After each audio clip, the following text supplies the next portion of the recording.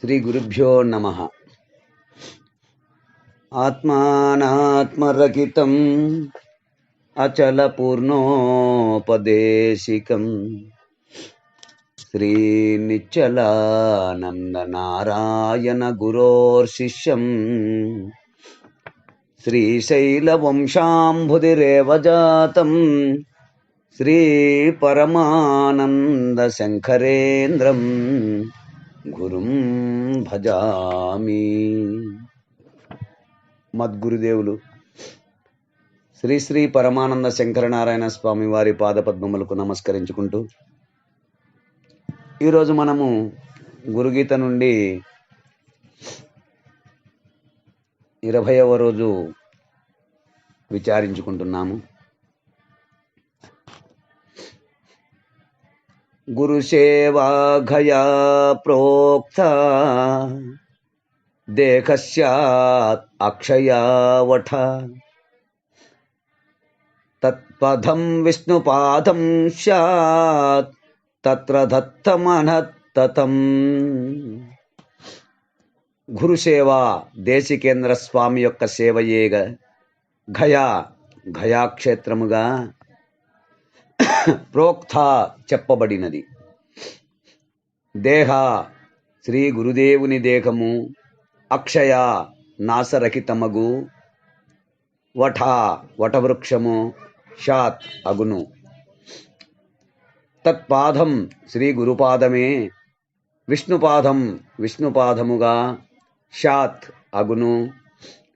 తత్ర అట్టి గురుదేవుని పాదమునందు దత్తమన సమర్పింపబడిన మనస్సే తతం వ్యాపక స్వరూపము గలదగుతున్నది.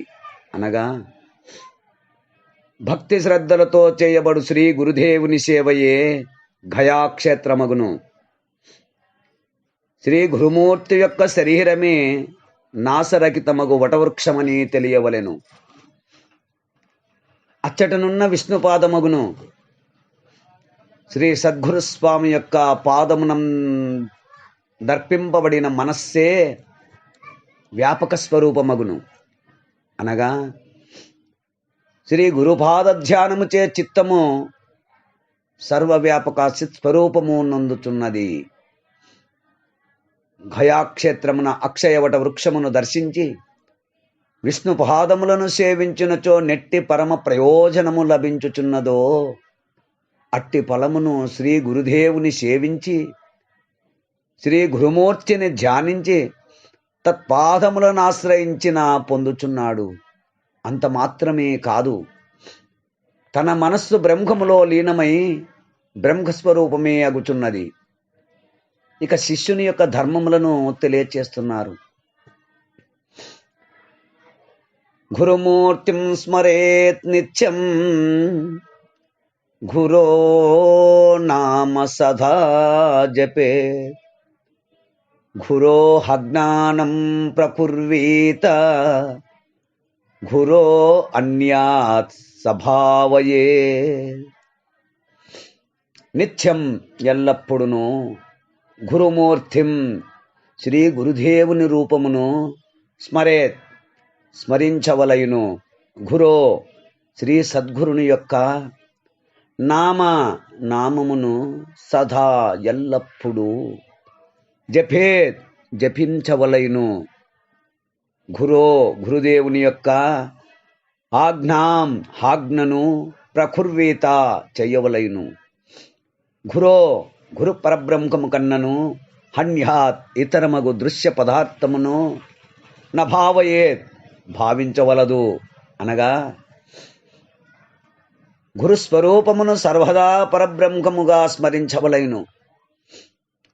శ్రీ సద్గురుదేవుని వాచకమగు గురు అను ద్వయక్షర మంత్రమును సర్వదా జపించవలయును. ఎల్లప్పుడూ దేశిక వర్యుని యొక్క శాసనము ఆచరణలో నుంచవలయును. గురు బ్రహ్మము కన్నా ఇతరమగు దృశ్య పదార్థం ఏదియు భావింపదగదు. ఈ ప్రకారము గురుమూర్తి స్మరణము, గురుమంత్ర జపము, గురు శాసన ప్రకారము ప్రవర్తించుట గురు పరబ్రహ్మమును భావించుట ఇవన్నీ శిష్యుని పరమధర్మములని తెలియవలెను. ఇక ఈ క్రింది శ్లోకము ద్వారా బ్రహ్మజ్ఞానం కలుగు ఉపాయమును తెలియచేయుచున్నారు. గురువక్త్రే స్థితం బ్రహ్మ ప్రాప్యతే తత్ర సాధత గురోధ్యానం సదా కుర్యాత్ పురుషం స్థైరిణీ యథా. గురువక్త్రే గురుముఖమునందు స్థితం ఉంటున్న బ్రహ్మజ్ఞానము అనగా వేదము తత్ప్రసాదత ఆ గురుదేవుని అనుగ్రహము వలన ప్రాప్యతే పొందబడుచున్నది. కావున స్థైర్యణ వ్యభిచారిణి పురుషం యథా పురుషుని వలె గురుమూర్తి యొక్క ధ్యానము చింతనమును సదా ఎల్లప్పుడూ కురియాత్ చెయ్యవలెను. అనగా పరబ్రహ్మము గురువాక్యము చేత తెలియబడుచున్నది కనుక గురువు యొక్క కృపా విశేషము చేతనే పొందదగియున్నది. ఎలా అనగా పరపురుషానురక్తి గల స్త్రీ పరపురుషుని ఏ విధముగా ఏకాగ్ర మనస్సుతో చింతించుచుండునో అట్లే పరబ్రహ్మమును పొందవలనని ఆశయు ఉన్నను భక్తుడు గురుమూర్తిని క్షణమైనను విడవక ధ్యానము చేయుచుండవలెను. వక్త్రమనగా ముఖము లేక నోరు. ఈ ఉపదేశ ప్రబోధములు రెండునూ కూడా గురువాక్యము వల్లనే పొందబడును. అనగా గురు ప్రబోధ చేతనే స్వరూప సాక్షాత్కారము పొందు విధానము శిష్యుడు తెలుసుకోగలుగుతున్నాడు, అనగా తెలుసుకొనగలుగుతున్నాడు. అయితే నరును నోట ఎంగిలి గాని ఇదొక్క పరబ్రహ్మమే. అనగా నరుని నోట ఎంగిలి గానిదొక్క పరబ్రహ్మమే కదా. కనుకనే యథోవాచ నివర్తంతే హప్రాప్య మనసా సఖానిన్ని